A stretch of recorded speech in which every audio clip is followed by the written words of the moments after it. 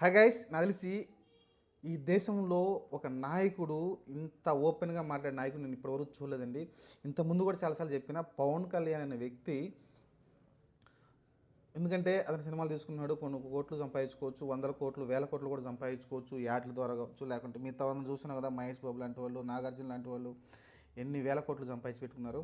కాబట్టి పవన్ కళ్యాణ్ ప్రజా పరిపాలన మంచిగా ఉండాలని, లేకుంటే ప్రజలకు మంచి చేయాలని, లేకుంటే రాజకీయాలు వేరే దారిలో పోతున్నాయని వచ్చాడు. కానీ దానిలో కొంతవరకు సక్సెస్ అయ్యాడు, కానీ పెద్దగా సక్సెస్ అవ్వాలని దాని గురించి పక్కన పెట్టేస్తే, రాజకీయాలు పక్కన పెట్టేస్తే, నిన్న మటుకు ఏదైతే వ్యాఖ్యలు చేశారో, పహల్గామ్ ఏదైతే దాడి జరిగిందో దానిపైన అయితే ముస్లిం సోదరుల్ని పక్కనే పెట్టుకొని, ముస్లిం సోదరులు అక్కడే కూర్చొని ఉన్నారు ఆ మీటింగ్లో.